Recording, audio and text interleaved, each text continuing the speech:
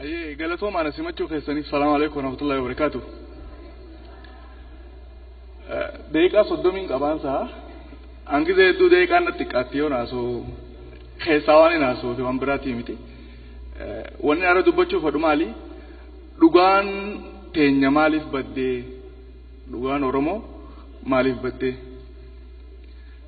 Kana jechuun fakkeenyaaf wannummaan Oromoon Harargee addunyaaf gumaachiti. Addunyaa irraa harkaa qabdu maali ni beektani? Waa hedduu jira. Waan hedduu. Kaan bitii hin qabnuuf nutti illee hin haftu. Fakkeenyaaf biyya tanaan namni yeroo dhufu asaayilama gaafata. Deen asaayilama isaa irraa fuudhaniiti giriin kaardii kannaniif permanent resident jechuudha. Achi booda nama kana fuudhanii sittiziina godhanii mire tartiiba sadiin deeman. Wallahi tartiiba kana Oromoo Harargee jalaatan. Suuritti isin akkaataa ta'e isin him. Namni tokko yoo gosa galu dhufaniiti abalu gosa nagalchii jaan. Gosa isaa wali qabeeti ambayyoo abalu gosa nagalchi je'ee naa dhagayaa jaan. First step naa dhagayaa. Dhageenyi jaanii kaanii deeman. Amma tokkoof nama kana qoratan. Maalif dhufee nu keessa? Maal dhabee dhufee? Maal balleessee dhufee? Amma tokkoof eega qoratan booda wali qaba ammaas gosa saasan. Abaluu gaafa dabre naa dhageessan san arra garan naa dabarfadhaa jaan. Amma tokko qoratanii mi yoo badiin irra mul'ate ilmoo gararraa baate gara qabachuu didee jaaniin. Hafeechu asaalamni isaa dinaa ta'e jechuudha. Yoo badiin qabaanne immoo garasii qabannee jaanii ka'anii deeman ammas. Amata lamaaf lammada qoratan ammallee eega nu keessa dhufe akkamii heeraa seera keenya fudhatee jireenyi isaa maal fakkaataa waan jiru qoratan. Amata lama gizee fixe ammallee dhufe wali qaba. Ambayyoo abaluu keenya ka gaafa dabre garan naa dabarfatan san arra naa dhalaa jaan. Yoo badiin irra mul'ate gara shafii ta'ee jaaniin. Yoo badiin irratti mul'anne immoo siidhallee harkadhuu jaaniin. Yeroo san barcuma fidanii kaa'aniiti jaartiin nama sanii deema fuutee afaanitti dibdi. Ilma gudeedaa dhadhaan deengiyanii miire. Ka guddifataa immoo deemaan meessan. Garagarummaan takkittiisan. Kana jechuun maal? Naa dhagaya jechuun san asaailama jechuun gaafachuu jechuun gaafiidha si dhageenya jaaniin. Garan naa dabarfadhaan san giriin kaardee jechuun akkam fayyadamanitti. Naa dhalaa jechuun san immoo citizen jechuun. Isteeppiin sadeenuu nurraa fuudhamee beeka. Ani waan kana gaafaan biyya jiruun kitaabatti barreesse. Immoo yeroon as dhufee asaalama gaafadhuun arkee piroosesa kana rabbiin narra gaadha. Hin beeku san dura. Asumattiin itti dhufe. Immoo keenya saniin quba qaba. Kana caalaa ammallee like 2017 Oosaan ture DC'tti Profeesar Asmaroon faadhaa wal agarre. Oromoon torbaan hin qabu jee. Akkasii miti barni qabaan jeen. Akkamitti jee. Gama bahaa kana qorattee hin jeen. Hin qoranne naan jee. Duuba Oromoo itti himaa walii galchitaan jeen. Inni naannawa Booranaa qorateeti torbaan hin qabu beekan. Naannawa Harargee kana immoo torbaan afurii jiraa baatii keessa. Torbaan afuranuu maqaa if danda'ee qabaa. Torbaan jechi jedhu takka lama sadii afur shan jaha torba. Torbaanii waan marfatu torbaa marfatochi torbaan achirraa ka'a. Torbaan duraa dhaloota jaaniini. Torbaan lammeessaa addeessa jaaniini. Torbaan sadeessaa goobana jaanii. Torbaan afureessaa dukkana. Akkasitti afuranuu maqaa qabaan jeen. An kana quban qabuu jee. San qofaa mitiin jeen. Gama Harargee kanatti yeroo lakkaawwan torbaan kun hundi guyyaan torbanuu maqaa if danda'ee qaba. Fakkeenyaaf dhaloota jechuun torbaan duraatii torbaan duraa kun torba jennereef bito taalboojii buusan koba jireessa alkaajima wa'ina irfi jennaan torbaan duraa jaaniini. Torbaan lammeessaa addeessa jaaniini. Addeessu kun basa duraa basa boodaa carrooyitaa qara salbaanaa dureetti jaanii jirti. Torbaan sadeessaa goobana jaanii jenni goobanaami. Qardaaduma kurbicha rumaasaa rawaadaa qadaadana areerii ballo baatii gizeen tilakkaa'u edaa Harargee wanda kasii ni jirti naan jee ni jirti hin jee haareettiin qorachuu qabaa jedhe wanni isin jechuun fedhe maal asirratti dhugaa fi abbaa barbaadega abbaatu dhugaa fi barbaadetaa jechuun fedheeti leebila Oromoon dur irra turte ilaa arratti jenereeshinni keenya hin dhaqqabne ka isaan dura dabarre seene garuu isaan dura hin dabarre arra nuti maal jechuun jirra kaan Itoophiyaa faristi jee lakkiin taane Oromoo faristi jaan lakkiin taane Harargee faristi jaa leebila kana Oromoon irra kutee ture duraan maali makiinaa takka yoo oftu dhoqqee keessa yoo seente if dura deemuu didde xiqqoo if duuba deebiftee ammaas if dura dabarsisaa mire waan akkasii takka arge kale Oromoon namoomatti amana ani namaa jaa Oromoon osoo akkana gadi hin buusin jechuudha sandinnaani isin Itoophiyaadhaaf fudhadhaa jennaan lakkii aan Oromoodhaafiif xiqqoo if duuba siisee jechuudha makiinaa ammallee if dura deebisuu qaba nuti Afriikaadha jenna Afriikaa faristenneeti Afriikaa faristira dabarsinee bakka dura abbootii teenya qabatte gartee namaa kaja'u achirra deebin ani namaa sadarkaa jiru maalif hortee ilma namaa achirraa dhufaa mire yeroo lakkaawwate ilmi namaa walitti hin galu nuuhitti olii galee achirraa adami galaa mire Oromoo jenne Oromoo kaxabbooti xabboo waaqoo daadhii uttee bittee walaabuu jillicha dawaarii oofaa sharaa haad rooboo doodii xabboo mormoor maamma warar waayif dhoodaa marrii galaan waado shankar iram jeebuu battaan kanawbaan noobaan kanabiyyallaanuuf nabiyyallaanuu khalamak lama khayra diyara khamak leel makrel khaanuk anu khanush anush khashis shis khaadam adam khabiyeti Oromoon akkana lakkaawata sanaaf nama ajaamti Oromoon namoo marra qabate jechuudha Oromoon reefu waraqaa akkana asirratti dubbisee waldiddaa araara maal kajo dhumti lolaa irra fiinxeen lolaa araara jaa Oromoon lola booda araaratti amana Oromoon habashaan lola booda balleessuutti amanti kanaanaa miti kajee qorataa biyya Ingiliiz kan lola miilikii wajjin lola gama bahaa kanarra raawwatame hundarratti hirmaate miilikii wajjin Donald Smith jaanii isaatu jedhe Oromoon lola booda araaratti amanti miilik lola booda balleessuutti amana hawaasa san yoo moo'ee ni balleessa jenereeshina san Oromoon immoo namni even wanni sin beeytan amma yoo namni lama wallole irratti walitti hin dirmatu Oromoon yoo irratti dirmachuu dhuftellee aboodhii isaa haa inni namaa miijaan inni namaa miti naannoo kudhufo jaan naannoo biraa deete mutaa balaw irra wal yaaman Oromoon immoo san hin qabu inni namaa miti hija dhugaa Oromoo tanaaf bahe wanni amma jechuuf ade maali leevilli keenya bikitti deemuu qabnu nama hajoo sarara dhaquu qabna makiinaan dhoqqee keessa deegadi deebituba deebisaniif dura ofuus numa jirti baga deebin Oromoo faristi irratti immoo nama irratti deebuu qabna kan addunyaa wanni itti caalleen kalee assaayilamoo addunyaa fannuu turte Oromoon karaa ambaree funta naa dhagayaa gara naa dabarfadhaa naa dhalaa isin hin jeessaniin jechuudha araar qaboos akkatti araara buufattu qabde Oromoon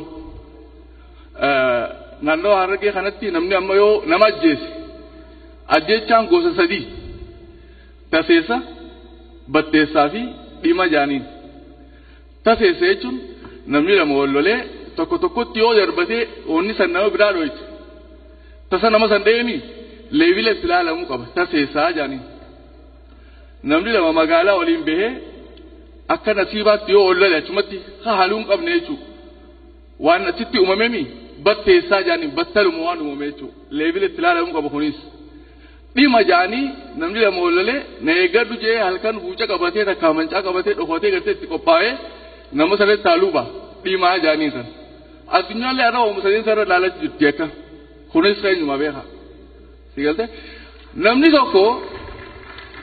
tokko yoo wal ajjeesallee akkaataa itti dhiiga baafatu qaba waan abbaa keetiitti siimu jira bee waan abaabiileen ta'e qabaachuu sulteen siimu jira dhiiga akkamitti baafata sigalte namni tokko nama ajjeese tartiiba sadii qabaachiisillee labii kafan imimmattii fi agaajuma jaanii jira labii kafan jechuun namni tokko yeroo inni du'e hodii tokko qalanii nama saniin awwaalan labii kafan jaanii san booda taaziyaa ta'an jechuudha achi booda guyyaa 15 booda loon 15 horii deemuu hin dandeenye warra nama irraa du'e saniif fidan imimmatti jaaniin imimmaa warra sanii qoysuuf 15 kun achi booda baatii muraasatti qabataniiti loon irra dhalates akka takkaan lakkaawamaa fi 85 fidanii dhufan kana agaajuma jaaniin 85 agaajumaatii fi 15 imimmatti walitti meeq dhibba gumaan nama tokko hodii dhibba Oromoon achirra kaayate kuni qarooma abbaan kee halee qabaachuu ture ka'atarra quban qabne jechuudha. You have to find a lot about Oromos. Waan Oromoo hedduudhaan hafa jechuudha fadheetu wanni irraa haasa'uu qabnu. Halee Oromoon akkamitti beekaa yoo akka Oromootti fudhanneetu akkamiin naannoo isaa beekaa. Uummanni hoo Oromoo akkamiin beekaa waan jedhu ilaaluu qabna. Fakkeenyaaf an kan yaadadhu social study kutaa 7 gubbatti akka amma baasanitti jechuudha gaafa anjolee achi gubba maal jaa Oromoon bishaan irraa akka dhufe barreessa. Yaada sana abba bareefa barreessitoota uummata Habashaa jechuudha. Oromoonis an bishaan irraa hin dhufee jeeyaman. An bishaanuma irraa hin dhufee jeeyaman Oromoonis. Isaanis beekaati isaan negatiif godhuu fedhan. Garuu dubbiitu dubbii dhugaati dhugaa Oromoo bati. Rabbiin maal jaa Quraanatti innaa khalaqnaa min almaa'i kulla shay'in hayyin jaa. Bishaan irraa hunda uumne jaa. Dachi irraa uumame dachiin tun bishaan irraa uumamti. Oromoon akkitti amanu duraan dhugeeffata Oromootti dur waaqa tokkootu ture jaa. Waaqa tokko dur ture kophaa isaa. Inni kun bishaan uume. Bishaan san walaabu ja'amaa maqaan isaa. Bishaan waaqayyoon dura uume san. Walaabu kanaatu bakka lamatti bahee. Bishaan gubbaatii fi bishaan jalaa ta'e. Bishaan gubbaa bakka sadii beeti qoloo ittiin Oromoon samii jaanu mana raba. Qoloo fi duumessa urjii fi kanneen waan iddoo jiru. Ta'ee hagadii kunis dachii fi bishaanitti adda bahee. Bishaan lafaa san keessaa guyyaa bita qaraa uumaan horoo jedhamtu baatee bishaan san keessaa. Horoo jechuun aadama jechuudha. Sigalte bahee mil'uu waaqaatiin horoon san bakka lama bahee jaa Oromoon. Akkana dhugeeffachuu ture Oromoon. Amantii mataa isaa qaba hatti dhugeeffachuu ture. Kanaaf irra duulan uummanni qarooma isaa san jechuudha. Namooma qaba gaa. Ani namaa ja'a mire. Ibin amma dhiyoo tana wanti deemu jiru maali? Oromoo koo bamaadheeffataa baguddifachaa jaaniituma irratti bandiina bezzaa waan akkasii takka jaan sigaltee hinaaffaadha isaa waan hin qabneef. Oromoon ilma dhukkee qaba, ilma mitii qaba, ilma guddifachaa qaba, ilma gudeedaa qaba. Sigaltee ilma mitii jechuun hadhaalanii irraa darbanii lafaa fuutee guddifattu jechuudha. Yoo raala baate harkitee mitii irra deemtu fuutee guddifatte ilma mitii ilma kiyya jee fudhata namooma beeka. Ilma dhukkee jechuun duula ganda tokko deemanii yeroo ganda san cabsan namni ilmoo facaasee fiigaa mire ilmoo san ilmoo diinaati jee ilmoon bofaa bofa jeen ajjeesu Oromoon ilma dhukkee jee fudhee maxxanfata. Siyote ilmo guddifachaa hakaree hundana tartiibatti seenan san asaalama isin himasan ha gudeedaa ha jaartii irraa dhal sigalte namooma akkanaa kana qabaachuu ture Oromoon. Even ilma funyooti jira ilma funyoo jechuu dhageessanii the unique Oromoo keessa malee addunyaa tanatti mul'ateen beeku Oromoo keessa malee ilma funyoo jechuun funyoo ni beeksanii mire haadee jechuudha. Abbaan kiyya ana qofa yoo qabaate namni tokko dhufee ana na ajjeese. Abbaan kiyya ilma malee hafee bar gosatti iyyatu gosti san gosa gurbaa sanii yaamaniiti abaluun keessan hidda nu ciree nu haa adabamuu jaan adabbiin Oromoo nama ajjeesanii jeesan leevila saalaalanii jechuun akkaataa saalaalanii kana namni kun dhugaadha balleessee haa ajjeefamuu jetti gosti nama sanii gaa ana baaxilin ajjeesee mire yeroo nama kana ajjeesuuf ni fannisan. Osoo lubbuun nama sanii irraa hin baane abbaan kiyya dhaqee haadha san irraa mura funyoo san nama san fuudhee ilma isaa godhata bakka kiyya buufata. Ati nama ilma kee ajjeese bakka ilma keetii ni buufatta. Leevila himaanitti Oromoon irra geesseetu san ture. Ilaa irratti ilmi namaa irra ga'uu hin dandeenye waan kanatti.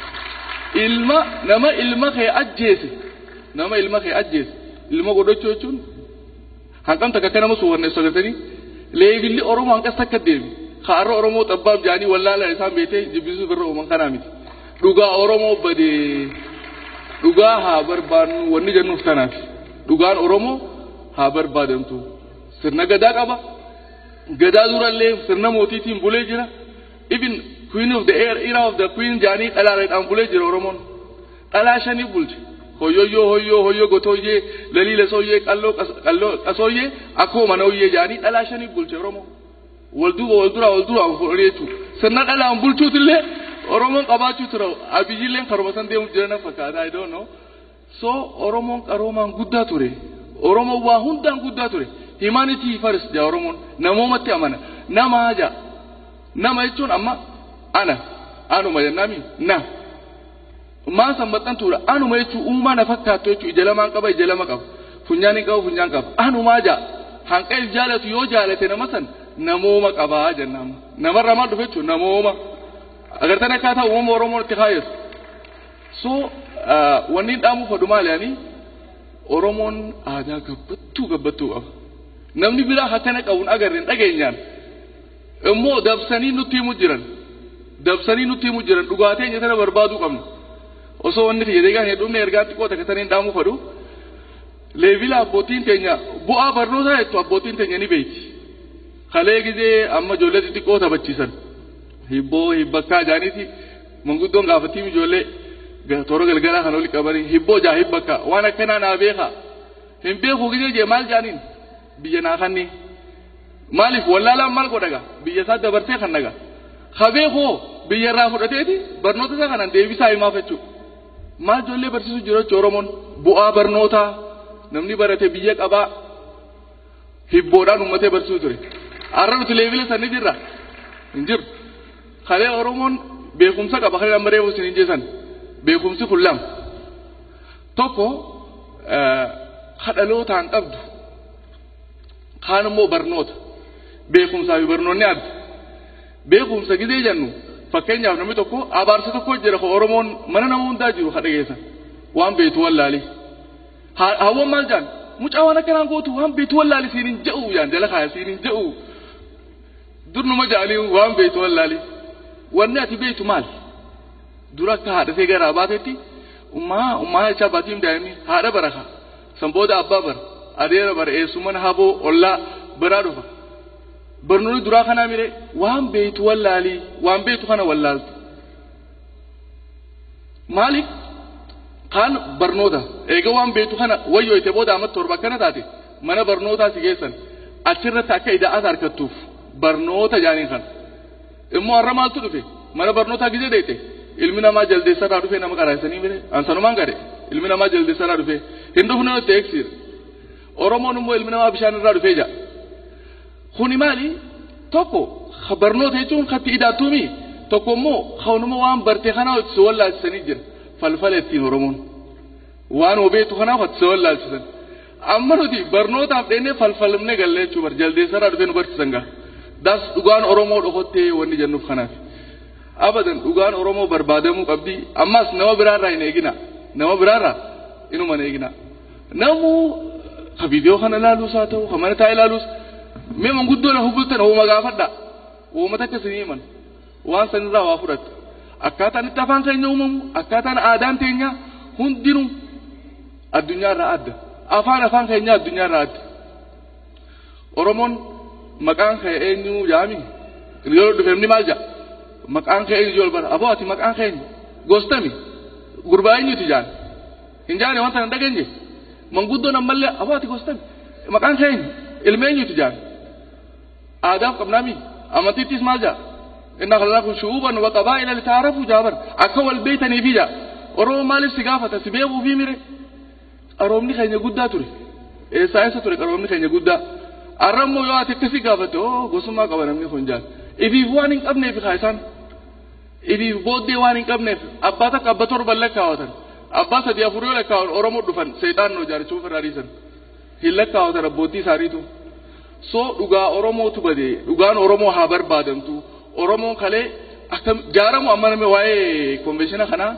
namaan na gaafate akkamiin laaltaa naan jaan aboo an akka nama dhuunfaatti Oromoon jaaramuu ittiin gammadaan jeen akkuma fedhetti haa jaaramu maaliif namni jaarame wada fiduun laaftuudha nama faca'e immoo wali fiduun ni ulfaatti adda facaafa yoo bakka takka jiraate immoo humna ta'a waan fedhe naa jaaramu kalee Oromoon jaarraa 11ffaa 12ffaa keessa hedduu irra roorisaa lafsaata irraa fudhatanii amantiin adda addaa amantiin Islaamaa amantiin Kiristaanaa hundi irra dhufti eenyurra walalan Oromoorra walalan Oromoon qabaataa waan ta'eef lafaa fi aadaa fi amantiillee waan qabaachuu ture isa kana jijjiiruu irratti hundinuu gahee mataa isaanii baatan yeroo kana Oromummaan baddee jechuudha kana riikavar goosisuuf damdamachiisuuf jechuudha jaarraa 15ffaa Oromoon walitti qabame baaleetti walitti qabame akkamtu nu wayyaa akkamitti diina kana ofirraa dhorkuu dandeenya jaarama murteessuu ta'uu isin himuuf beeka maal godhee sulula Rift Valley kanaatu Oromiyaa bakka lamatti adda baasa Oromiyaa tana gama bahaatii fi gama dhihaatti adda baasa bakka lamatti lamaan gamanaa fi kana ituu humbannaa fi sikkoo mandoo jaaniin sadeen gama sittaafe sabboo goonaa hama boorana yennuun kana maccaatuu lamni hawalekkaa jiru kana raayyaa fi asaboo jaanii gama kaabaa warra jiru san shan kanatti istiraachara lafaa qabaachuu ture akkasumatti odaa shan qabaachuu ture odaan shanii hin dhageenye ituu humbanna oggaa dhufte odaa bultuun qaban sikkoo mandoo oggaa dheete odaa roobaa qaban sabbo goonaa jedhete boorana bira odaa gaareessaa qaban maccaa fi tuulama walakkaa jiru odaa nabee qaban raayyaa fi asaboo jedhete odaa makootii jaamuu qaban odaa shananis ni qaba akkasitti lamaan gamaa fi kana maal jaan barii aantu warra gama barii aanu jechuudha warra gamaniyyuu sadeenoo maal jaan manitti aduun gidee asii baatu booroon jennuuti booroo aanaa warra booroo jiru sadeen jechuudha warra barii jiru lamaanii fi warra booroo jiru sadeen booranaa fi barii aantutti jaarraa 15ffaa wal jaaree lafaarra Oromiyaa jennuun tana asiin hafe jechuudha Oromoon jaaramisi murteessaa yeroo dheeraa maal dhaga'u turre waldaa maccaatuu lamaa waldaa sikkoo mandoo hin dhageenye istiraachara duraanii sani kamtu hafe jechuudha amma waldaa ituu humbannaa sabboo goonaa maccaatuu lamni jira raayyaa fi asaboo achitti deebisuu san barbaachisaadha jechuudha abbootii teenya qarooman nu dursu ture egaa namooma waan qabaniif isaan leebilli isaan itti ilaalan gizee hundaa'u namooma waan jiru qabdi abbootiin teenya maxxantummaa fi gartee xabbaabii fi waan uummannu hin jiru kana Oromoo gonkumaa yaadeen beeku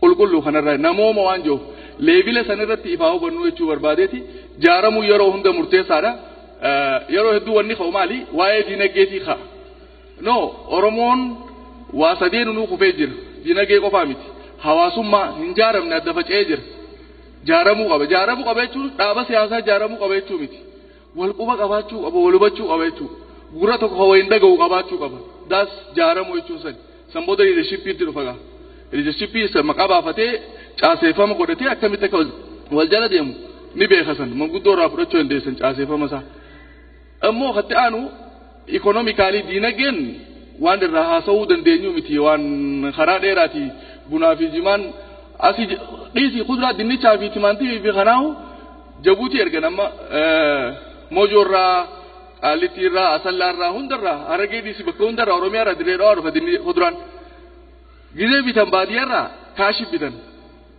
daldaltoonni kan jechuudha eega qafiira dhufe booda Somaaleen dhuftee qafiira irraa fuuti maaliin fuuti liqiin achirraa eegalti fuudhanii jabuutii geessanii gurguranii maallaqa yoo fadhan ni bade jaan yoo fadhan akka bade jaanni maallaqa san gad deebisan lakki akkasin goonu nuti maaliif hin daldallee jetteeti naggaadeen teenyeef fi eegalte jabuutii geessu gizee dinnichaa fi timaantii makiinaan fe'amee jabuutii dhaqe gumruuka jabuutii keessa tursisan beekaa waraqaan maarreen dhumne dikiraasiyoonni dhumne maarreen dhumne jaaniin timaantii fi dinnichaan guyyaa lama makiinaa keessa taa'ee jechuun bishaan baase aboo kasaarree nuti isaanuma jala dalaganna firraa hin dandeenyu jaan teeknikaalii hawaasa keenya torchuu godhan jechuudha.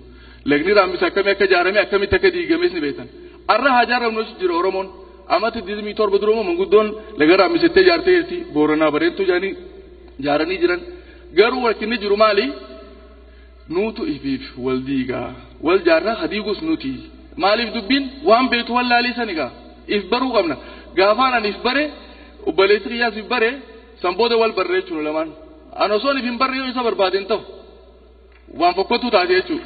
Sigalte so if barbaadu qabna if barbaadu fummo seenatti deebi'a Oromoon kalee akkam ture akkamitti if beekuu ture sigalte maalummaa Oromoo kana Oromoo jechuun maali gadaa jechuun maali hiikan qabu maquma akkanuma deemu hiikaa qaba hundinuu amma Soomaalee yoo ta'e Israa'el moo jechuun Soomaal wayyaanee jechuun shiftaa jechuun amma raayyaa fi asaboo qadamaa wayyaanee jaaniin Tigiroonni abbootii teenya isaan irraa dhaallee jaan nuti daagimaa wayyaaneedhaaf hin jaamallee zeenaa hin faan nuti shiftaa lammee isaati shiftaan duraa isaati bara 1928 Haile Sillaaseen xiyyaaraan isaan tumeega sigalte raayyaa fi asaboo jechuun even gaafa xaaliyaan dhufe xaaliyaan gizee biyya raadee bisan abbichuu dhageessanii tulamaa kan abbichuu nagaa reerra marmaariini achituu nagaa qoreensi waraanii jaan wallee keessatti abbichuun san goota xaaliyaanii wajji duuluu ture xaaliyaan deebisuuf deemuu ture Oromoo raayyaa fi asaboo immoo xaaliyaan kana jaalatanii Haile Sillaasee dha'uu turan maaliif isinii fi bulchuu qabdanii hoodhaa qawwee jee xaaliyaan dantaasaa fadhullee isaan sossobuu ture isaanis mirga isaa argachuun isaaniif ona turte abbichuu irra ajjeesee isaan Haile Sillaasee ilma Tafarii Boqonnaan guddataati innis gamuma kayya deebi'a Mangistuu Hayilamaariyaam waldee ayyaanaati innis gamanuma dhufu ilmi Yaasuu ilma Muhammad Aliif wallo Oromoo magal Oromootu Oromoo diigaa jaameeti maqaan hubaasan immoo reaalitiidha arra nuti ilaaluu qabna gaa dhaloonni ammaa kun akkamitti if barbaada Oromummaan kalee Oromoo jennu nama tokko yoo waan manguddoo keessa waan jiru tokko namni tokko yoo garaa qulqulluu ta'e aboo inni kun Oromoodhaan saajaan nama biraatti illee ta'e bar fodhu Somaalee fodhu Amaara ta'u qulqulluudha jechuu that the meaning of Oromoo qulqulluu jechuu wikka biraan qabu Oromoo ni beekanii filter godhu jechuu Ormeessuu jechuun qulqulleessuu jechuu Oromoo jechuun qulqulluu jechuu zaasiiti gadaa jechuun akka uummanni gaafii daajani no afaan Oromooti nuuf himanii afaan Oromoo gaadii ni beekanii horii gisee aannan irraa ilman miila isaa haadaan ni gaadiyan gaaduu waan takka sirna eegumsaa jechuu bar sirna gadaa hoggaa jennu gaada jechuun si galte waan definition biraa ittiin uumanii nu himanii miti kun waan abbootii teenyaati so we have to find the truth jechuu fedheeti isin dheeradhee galatoomaa umrii gaarii qabaadhaa.